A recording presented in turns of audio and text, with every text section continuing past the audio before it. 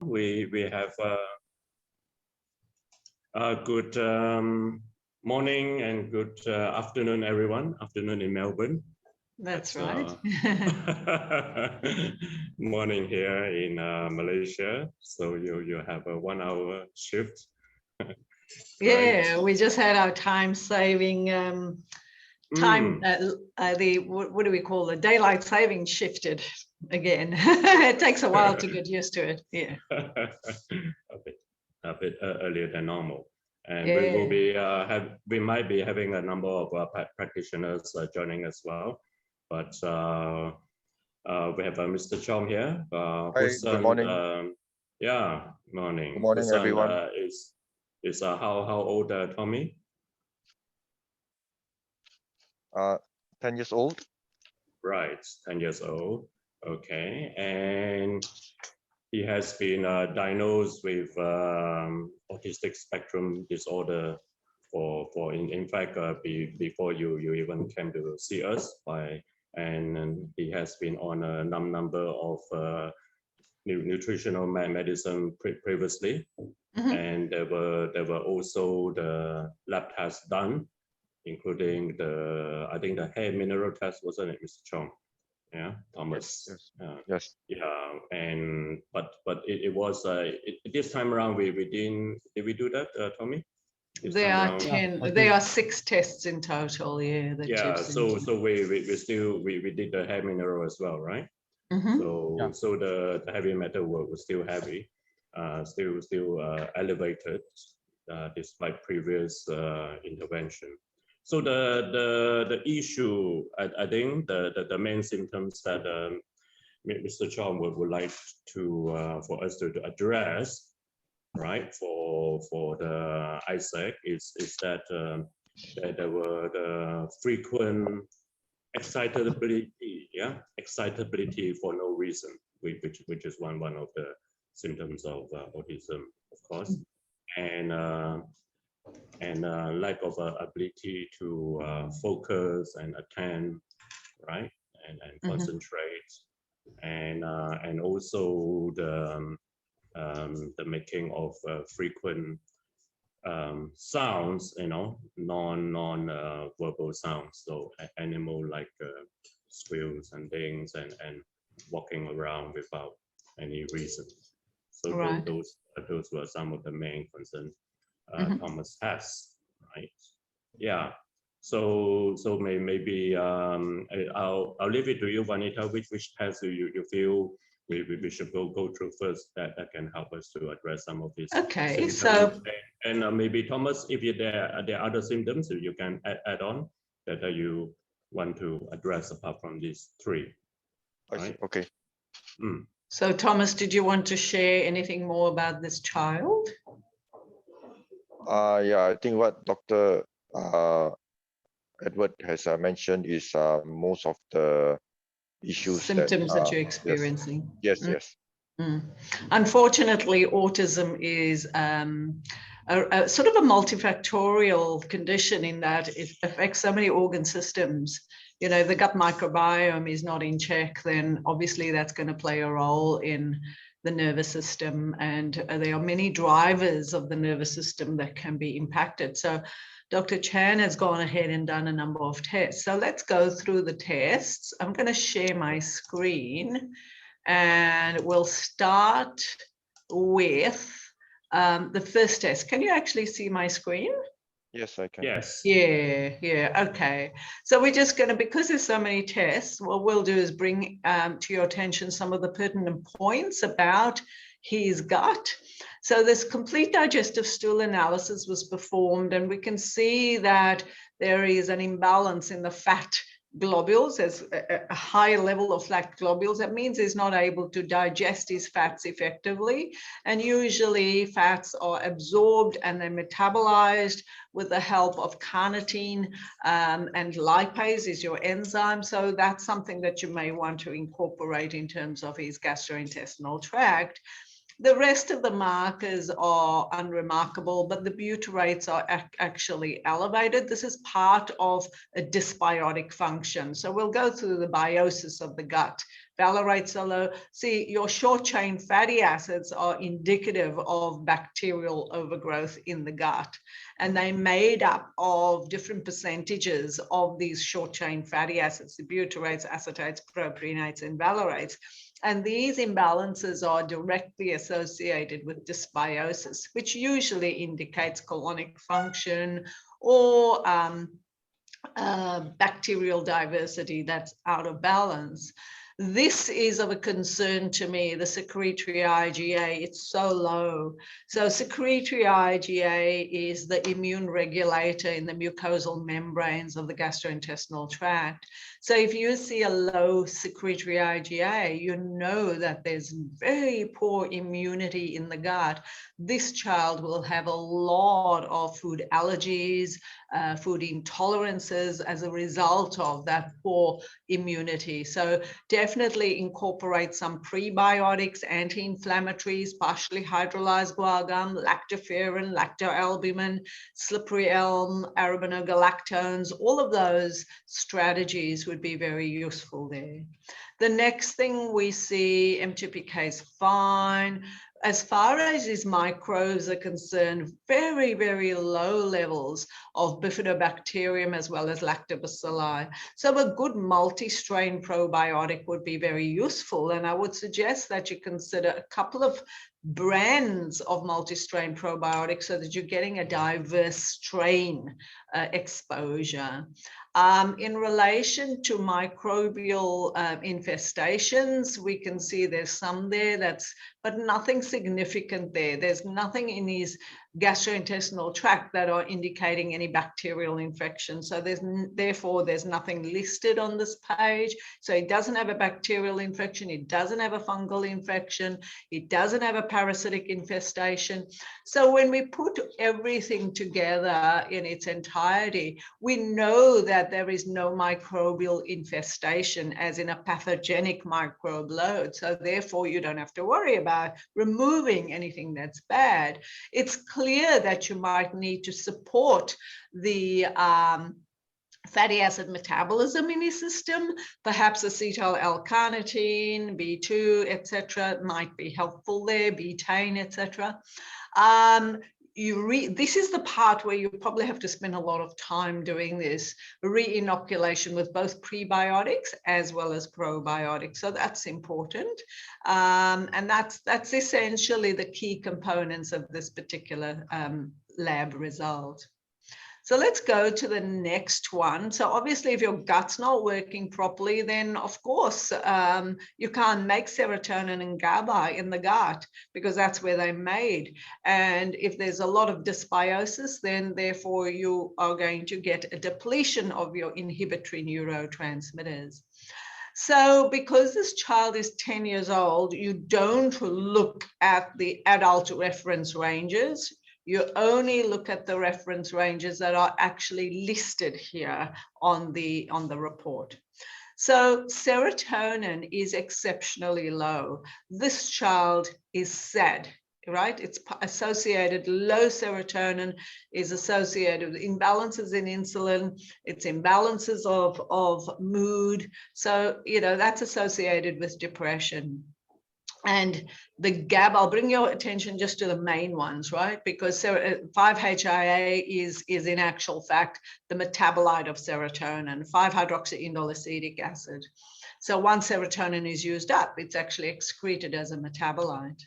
So that's equally low as well. So really, you really need to support serotonergic pathways. GABA is also, it's below the reference range. So this patient is going to, and even its precursor, glycine, is needed to make GABA.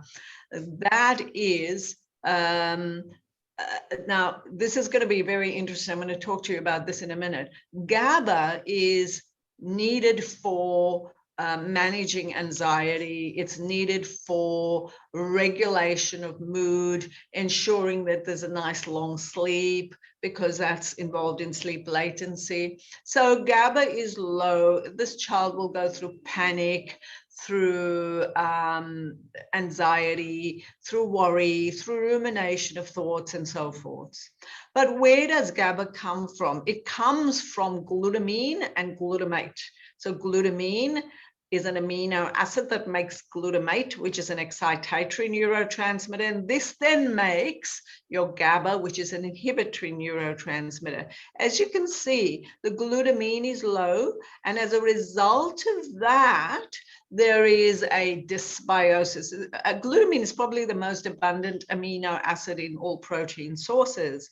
And glutamine is needed for, microbial support in the gut.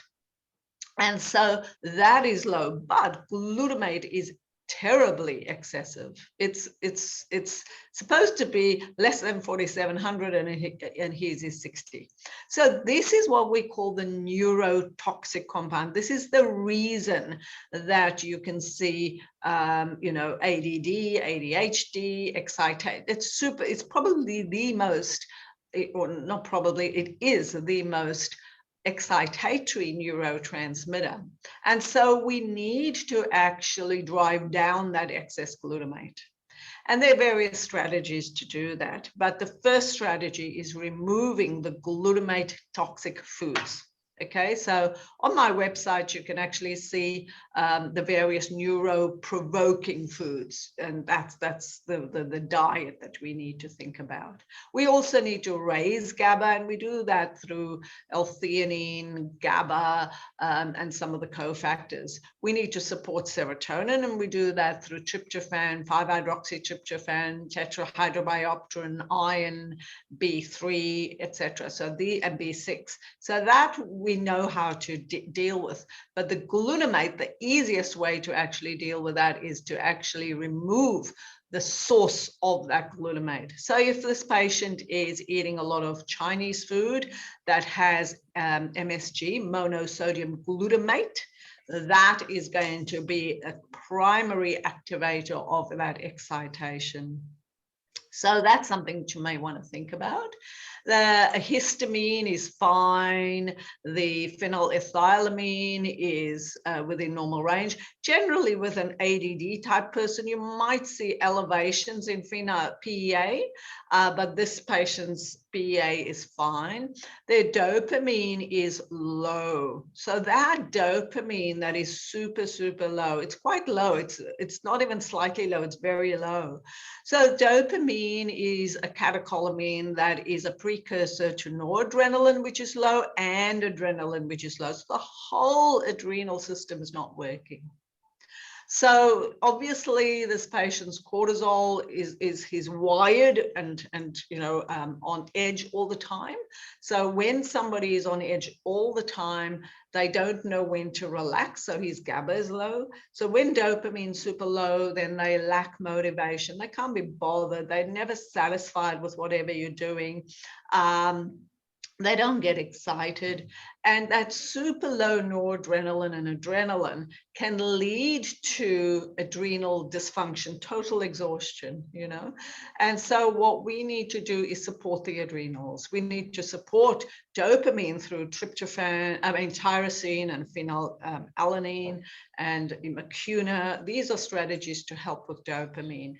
But as far as the low noradrenaline, you could typically see agitation, aggravation, anger, that kicking the back fence in anger, and then that almost like a bipolar type effect where these kids tend to be quiet and almost like a meek as a mouse, so that change in behavior of total aggression to meek as a mouse is something associated with that shift in the catecholamine profile.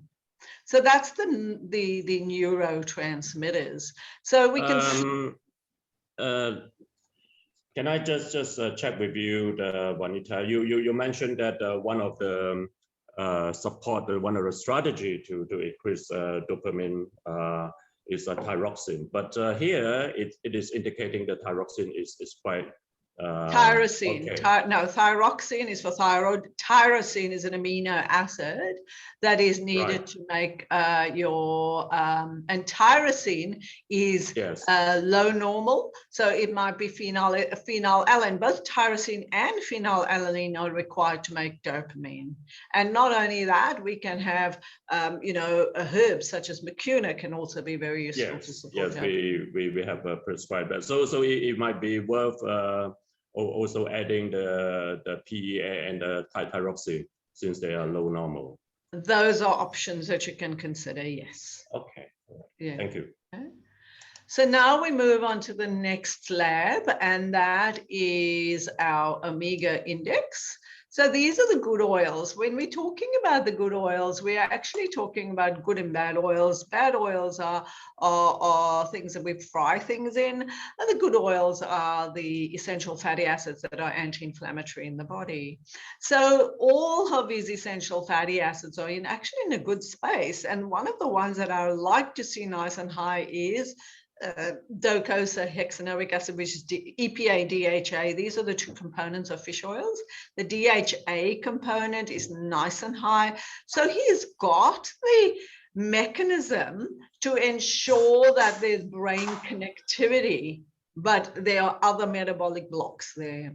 So what else is out of balance is the omega-6 to omega-3 index. Now, that ratio is developed out of omega-6, which is low normal. It's normal, but low normal. And omega-3 is high normal. And that's exactly where you want to see it. So what is low? Omega-6, when that's low, you'll see that in soy oil, safflower oil, sunflower oil, borage oil. Those are the sorts of oils that you will see omega-6. I wouldn't worry about that too much, because the key here is EPA, DHA is elevated, and that's good. Now let's go to the next one, which is the hair mineral analysis. And this particular one is really giving us an indication of, let's just put this somewhere up here so we can see the screen. So really here we can see this patient has hair. Remember, minerals in hair is a really good storage vesicle. So it gives us an indication of what has been happening over the last 2-3 months. It's not something that's metabolically active right now. So if you can see iron is low, I would not rely on this hair iron to determine whether his blood iron is low. So you might want to get his iron levels tested, because it's not iron on its own. Iron never operates on its own. You need to examine transferrin and the percentage of saturation so that we can see how much iron is in actual fact available. So that's the reason why I would get a blood iron done. Okay, copper is low, and manganese is Vanita, I believe Tommy, we have done the Pfeiffer, which has yes, we're going to address the Pfeiffer in a minute. Yeah, so that would have the iron, right? Exactly. No, it'll have the copper, not the iron. Yes. So molybdenum is low, and remember, we need molybdenum to ensure that copper metabolism works, and we'll talk about that in a bit. Zinc is on the low side of normal, and that is in hair. So minerals in hair is, as we mentioned, it's storage.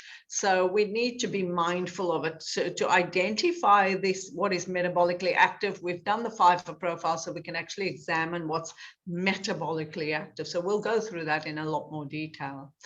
Magnesium is a bit of a concern for me, because we really need about 20 molecules of magnesium to produce 1 molecule of ATP. And magnesium in a hair sample is usually indicative of a poor adrenal function. We need good calcium and magnesium levels for good adrenal function. So I would suggest that you really make, pay special attention to his adrenals. This is a bit of a concern to me, in that his heavy metals And this could be generally a 10-year-old is not exposed to all of these things. It's usually transferred through genetic, mutations. It could be, absorption through mother or father's exposure, and this is what this child is born with. So high levels of aluminium, lead, and mercury, those are the three that are particularly toxic. The others that are a little bit high are nickel and bismuth, etc. But these three they are heavy metals that can be really damaging to the nervous system, particularly lead and mercury. So aluminium, you can actually remove it by eliminating those aluminium parts or aluminium foil or aluminium underarm agents that you use, but a 10-year-old won't be using those things. So, finding the source of it and removing it is very important. So lead is something that lead and mercury, this requires some level of chelation. So we can open up the doors to chelation conversations, but a 10-year-old is very limiting what you can do. So you need to think about natural chelators that could be very beneficial for this patient. So what are we talking about? We're talking about, your sodium alginates, your chlorella, your zeolites, all of those binders, charcoals and bentonites, binders and detoxifiers. So this is a whole new conversation, but it definitely does require some level of chelation and detoxification. So this is something that you may want to look into, okay? IV chelation is obviously not warranted in a 10-year-old. The next thing we have a look at is his methylation. So in relation to methylation, the whole idea behind methylation is, let me just see if we've got the picture. No, we won't. So I'm going to show you in his next report, which is the last report, and that is his vitamin D.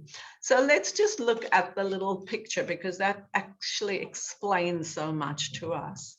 So methylation, the objective of methylation is to actually keep homocysteine nice and balanced. So we have the folate pathway, which is dependent entirely on folinic acid.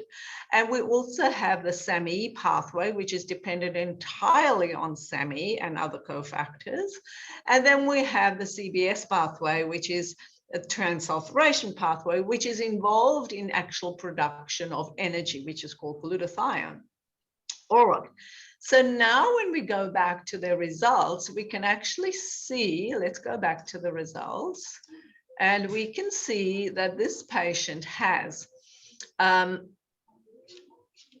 is our first result. Our first result, patient is homozygous for the MTHFR, which stands for methylene tetrahydrofolate reductase, A1298C gene. This means that this patient has lost at least about 30 to 50% of its methylation capacity.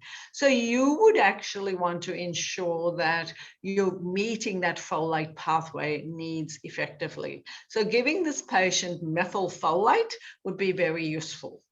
The next thing we need to look at is his MTRR gene. That's methionine synthase reductase gene. So this is the pathway that is involved in homocysteine to methionine and your tetrahydrofolate pathways. So this actually requires you, if there's a block in this pathway, then that homocysteine can't feed into the folate or the SAMe pathway. So what actually happens here is that we actually need to restore those cofactors that actually drive both of those pathways. And those cofactors are B12, B6, choline or betaine, zinc, and those are the various factors that are required in this particular pathway. The next one we see, there's no problem in AHCY, but the COMT. Now there is, this patient is... Vanita, can I check with you on the MTRR? You yes. mentioned the B12, right? Yes. But given this compromise of the mTOR gene, would methylated methylcobalamin, which is the methylated form of B12, would be preferable?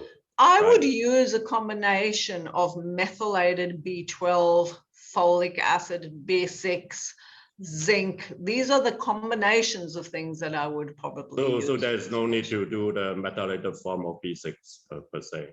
The activated form of B6 is called pyridoxal 5-phosphate, P5P. Yes, so that would also be useful. Sure. Yeah.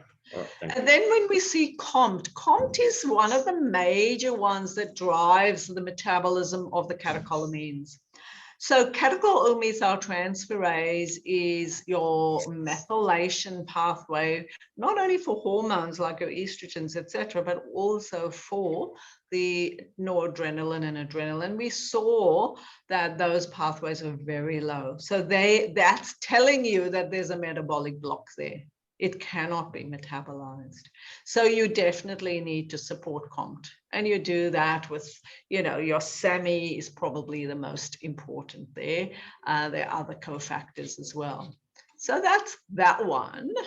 Now let's go to the final one, which is the zinc copper ratio.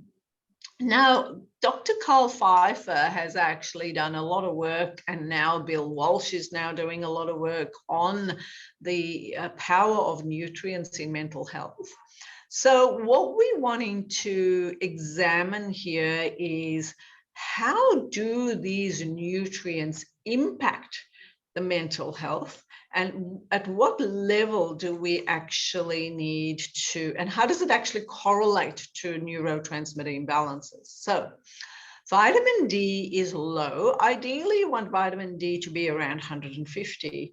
Now, vitamin D, as we know, there's a lot of research being done on how important it is for the immune system, etc. So I would encourage you, and calcium absorption into the bone structure, etc. So I'd encourage you to increase vitamin D. Why? Because you need a decent amount of vitamin D and vitamin A to support adrenal function.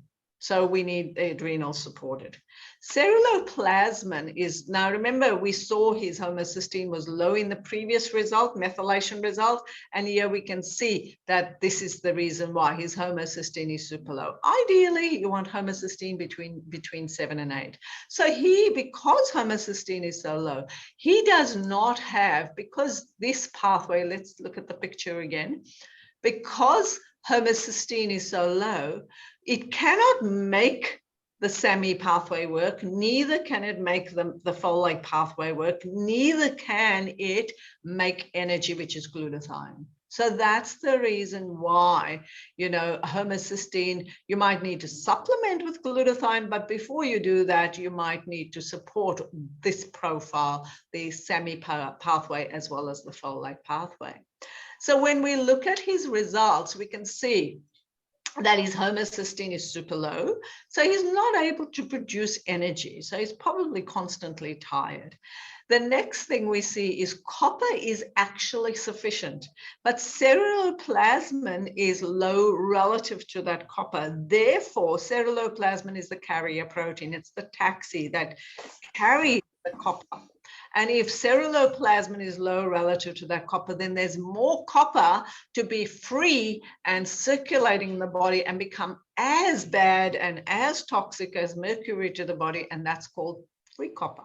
So free copper is very dangerous to the body. So when you have free copper high, we will see depression, we'll see panic, we'll see all these things. And that's what we're seeing anyway with the serotonin low and the GABA low.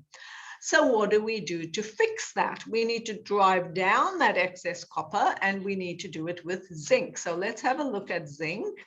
Zinc is normal, it's within normal range, histamine's within normal, but that copper to zinc ratio is high. Therefore, copper is high relative to zinc. So therefore, what we need to do is we need to support the system and drive down that excess copper with zinc, some level of zinc, but zinc is not the only thing we need to think about. We need to think of molybdenum. Remember, the molybdenum was low in the hair, and molybdenum is needed to drive down that excess copper. We need zinc, we need manganese, we need magnesium. magnesium and vitamin C to drive down that excess copper.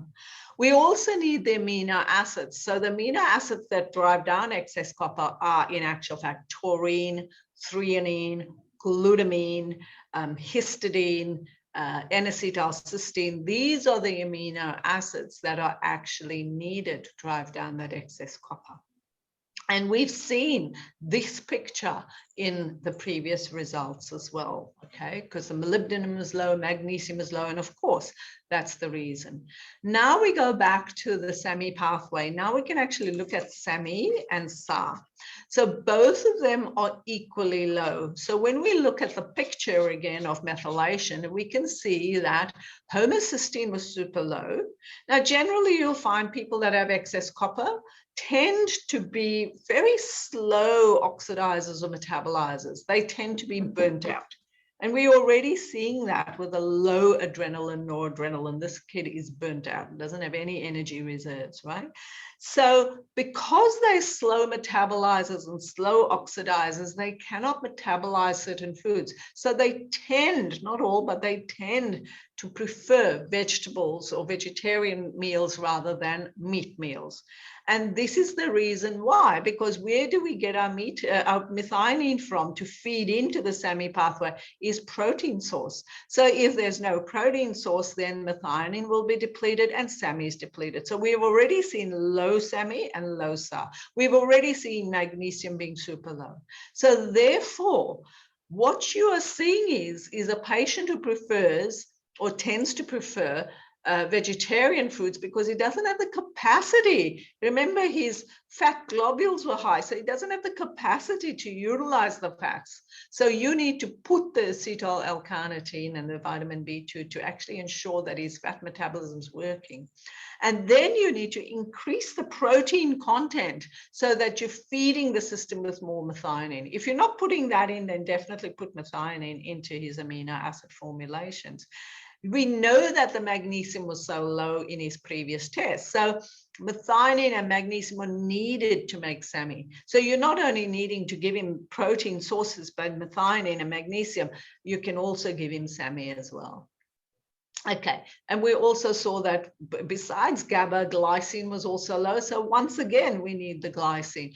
Both SAMe and SA were low. So therefore, that's S-adenosyl homocysteine. So therefore, we do need 1, drive up homocysteine, 2, put the cofactors back in, 3, put this protein source in, put the minerals back in and the SAMe back in order to push up your SAMe. Why? Why do we need to push SAMe up? Because this is the stuff that actually makes our neurotransmitters, our sex hormones, our muscle function, creatine. So in your amino acid formulation, you might want to add creatine and carnitine and methionine, as well as all the other ones that I mentioned earlier. So that's basically that pathway there. So that's, did we cover the whole lot on this one? Let's just have a look. So the SAMe was low, SA was low. So we've just discussed that.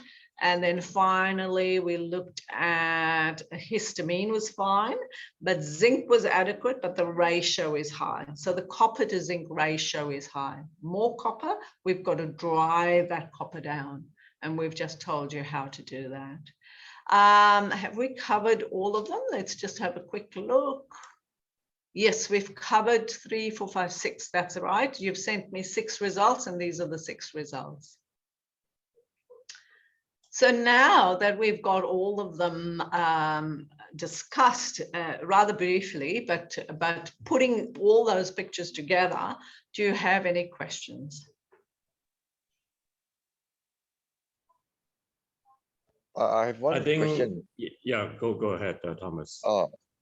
I think Miss Vanita, you mentioned about the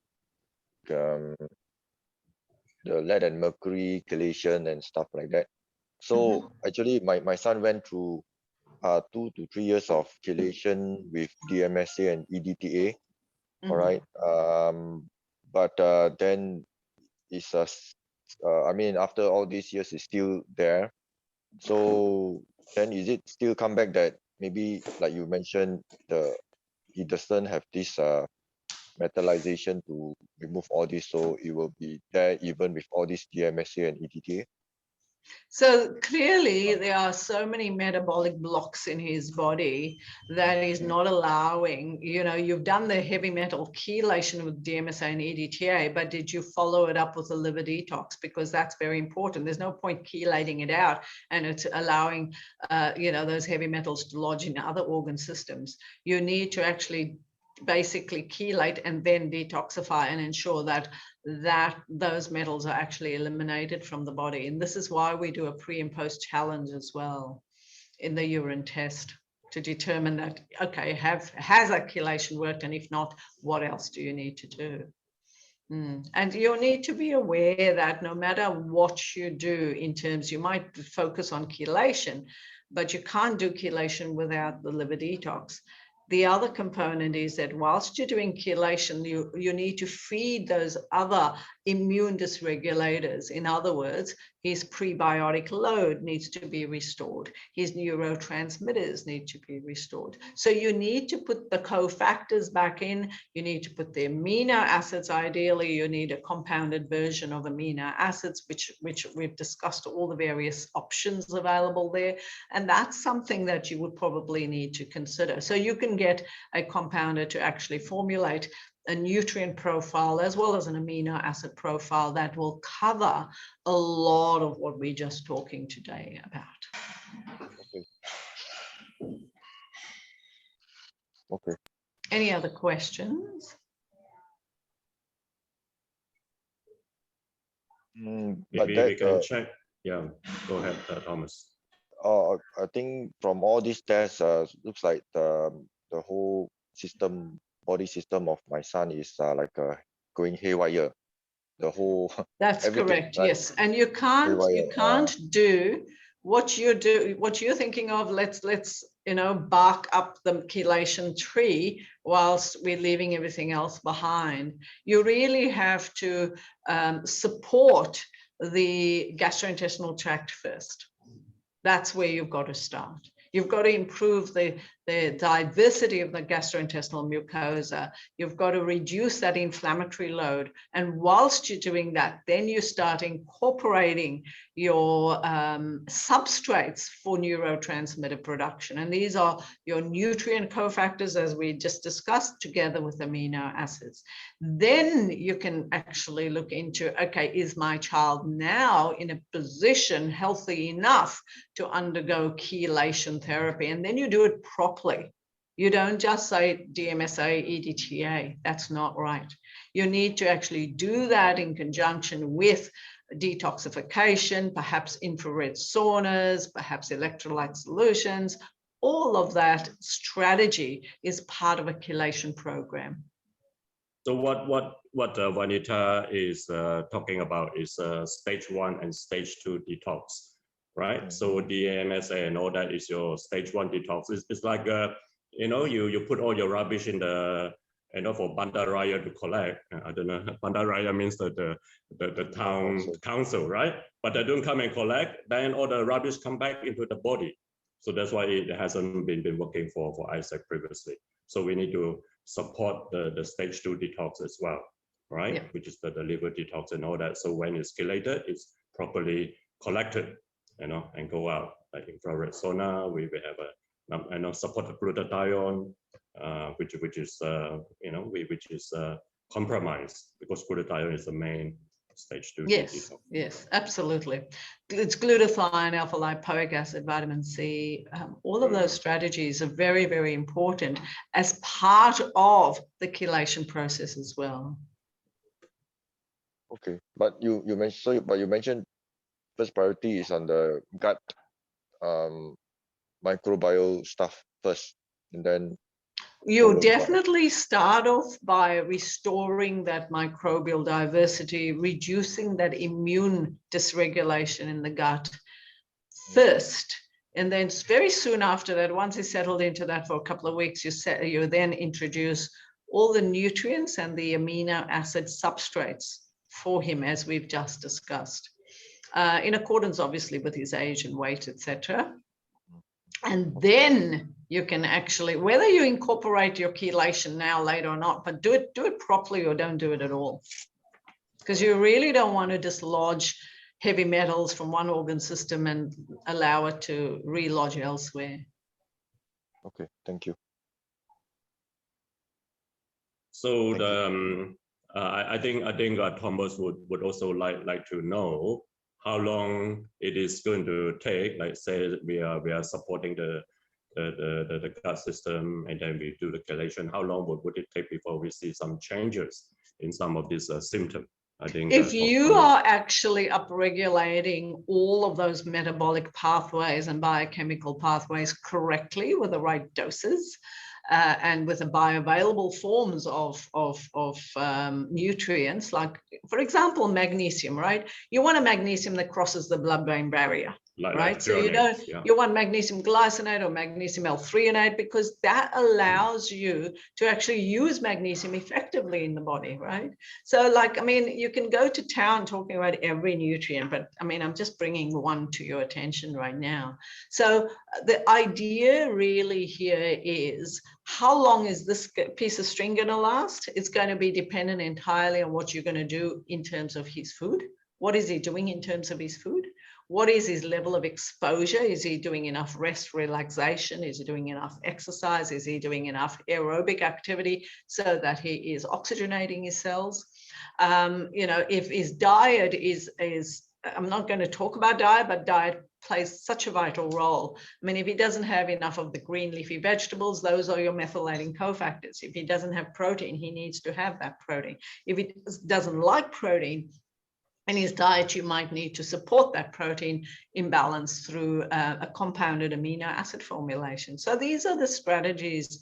So to answer your question really succinctly is, if everything is ticked, diet, lifestyle, exercise, and all the right nutrients and prescription wise, you allow a good 3 to 6 months for things to turn around, and you can optimize all those levels very, very effectively. And that will then change the behavior of this child. That'll change the outcome for his, you know, autism label as well. All right. You may need prescription medicines, etc., but initially, there's so many metabolic defects here that you really need to work on right away. And as we do this, would it be useful to redo some of these tests to ensure, like the gut test, that we are on the right path, right? You can always, it's always good to know what you're doing. Like, you know, you did your DMSA, DMPS, like where were the heavy metals before, where was it afterwards? So that gives you a yardstick to actually measure the effectiveness of your treatment. So yes, retesting is appropriate. Right, but some of these are obviously we don't need to do, like the methylation is no, that's genetic. Yeah. That's what you're born with, but you right. can change its expression. Of course you can. Yeah. Right. Anyone else have any question from other practitioners or? One question for Ms. Vanita. So I guess you also maybe experience some other children's result which was brought to you, and you see the whole body is going haywire. So has there been any success story? Absolutely. Just Absolutely. curious. I see many patients who have mental health disturbances, and that can range from stress, anxiety, right up to ADD, ADHD, and cognition decline. And there's usually a neuroinflammation that starts there. And you've got enough evidence now to show you that there's quite a lot of metabolic defects that drive this imbalance. So yes, are there any success stories? There are many patients of mine, for example, that have gone off their depressants. They don't need them. Initially, we always start them with whatever they got, but eventually, once we correct the neurochemistry, we correct the substrates, we correct the amount of good nutrients that are actually, and hormones that are actually made, your GABA, serotonin is capable of being made in the gut, then you will find that patients will go to their doctors and ask to actually get their prescription medicines reduced, because they then start to see shifts and changes. And this is clearly published in the literature. You know, Dr. Pfeiffer, Dr. Walsh's, they've done huge amounts of studies, and it's published in the journals to actually indicate elevations in pyrols have been, addressed through just putting back those very nutrients that the body eats away at, like your B6, your zinc, etc. But we're talking about a lot of a bigger picture here. So yeah, definitely ensure that there is, of course, there's success stories, but it's not just a matter of one pill. There's a pill. There's a lot of metabolic defects here. Each of those little drivers need to be addressed. Vanita, can you re-show the neurotransmitters report? Sure. Because you mentioned neuroinflammation. Yes. And there were a number of markers for that as well. So I want to see how the... which one? That was not it. Let's have a look at neurotransmitters. That's the neurotransmitters. Can you see the result there? Yes, yeah. So these are the inflammatory markers, right? So the kynurenine is quite high. Kynurenine, okay, so basically when we're seeing serotonin, tryptophan is metabolized to serotonin. If tryptophan is adequate but serotonin is low, then that means that tryptophan is not being activated to 5-HTP and converting to serotonin. Instead, that tryptophan is producing neurotoxic compounds, and they are your xanthionine, kynurenine, quinolates, picolinates. All of these are the inflammatory neurotoxic compounds. So this is where you'll see these will be elevated in a patient who has undergoing what we call serotonin syndrome. They take an antidepressant, they don't feel happy about it, they actually feel worse and they feel more suicidal. And this is the part, the reason it is happening is because the tryptophan is being activated to these neurotoxic compounds instead of being activated into serotonin pathways. So, we can see tryptophan's adequate, but serotonin is low. So that's where, and so there's a chemical factory that is involved in conversion of tryptophan to serotonin. That chemical factory is iron tetrahydrobiopterin, B3, B6. These are cofactors that need to convert tryptophan to 5-hydroxytryptophan and serotonin. In the lack of those cofactors that I've just mentioned, then tryptophan goes ahead and says, okay, there's no pathway for me to go into serotonin, so I'm going to make some of these neurotoxic compounds. And that's your kynurate, quinolates, picolinates, xanthionates, etc. Right, and that is consistent with what you were saying, high inflammation, neuroinflammation. Well, neuroinflammation is you find neuroinflammation in any inflammatory conditions in the body. We relate it to arthritis or cardiovascular disease or diabetes, but inflammatory issues in the brain leads to mental health disturbances. Right, okay. Yes, go ahead, Thomas. So, Ms. Vanita, you mentioned just now that you have a website that mentions about food that is rich in glutamate. Yes, right? yes. So you can go down to vanitadiet.com and you can just search for the lowdown on diets. And in the list of diets, I've got a whole list of diets. One of the diets is neuroprovoking foods or glutamate toxic foods, how to reduce that. It's not only the glutamate toxic foods. You might want to look at, even though his histamine is high, the tyramines and the histamine agents, they tend to be aggravating as well. So definitely, talk to your dietitian or work with your dietitian about possibly reducing some of those neuroprovoking foods. It's vanitadiet.com.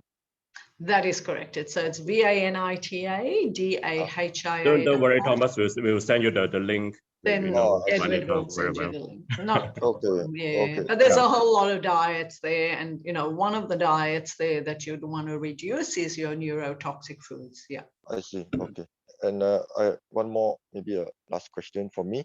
So I've went through I mean, I took my son to a lot of those pediatricians, psychiatrists, blah blah blah. So when I mentioned about all these the gut to them Yes. and the heavy metals to them, then they mentioned to me these are not evidence-based medical terms or something like that. So I just want to know why conventional medical practitioners, they don't look into all this for autism and ADHD. Okay, so that's very easy to answer. I've been trained as a pharmacist, and my training was very narrow visioned, and so do doctors. They learn what is allopathically associated with their training. Okay, they don't go beyond that. This is called functional medicine. So we look at the functioning of the body, and the doctors now are getting trained in integrative medicine, and they're now starting to learn. In the last decade or two, they started to learn, those that are interested, learning about the impact of these nutrients and the impact of genetics and the impact of the gut microbiome. You know, the microbiome project, every doctor knows about how important the microbiome is, but you must remember, a psychiatrist training, he's got the conventional approach. In his basket of toys, he's got his Ritalins and dexamphetamines, etc. So he'll try one. If that doesn't work, let's increase the dose or try another one, etc. And that's his scope of expertise. We actually have gone ahead and studied way beyond our scope of expertise to incorporate functional medicine. And functional medicine is actually looking at these biochemical pathways.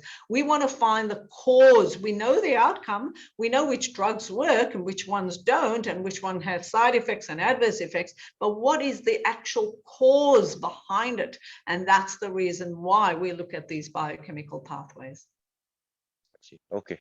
Right. So in other words, we are looking at the whole system rather than just a little bit, you know, of the puzzle. So this is also called holistic medicine, right?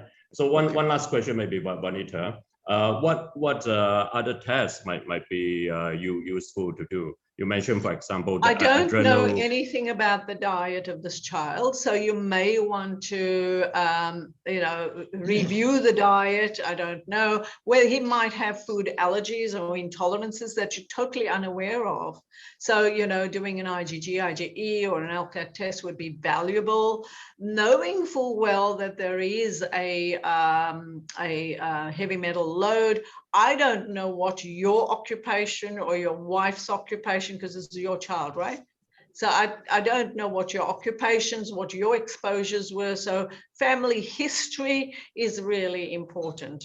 So if you have been in an occupation where you perhaps may have been exposed to certain toxicants, etc., that needs to be taken into consideration as well.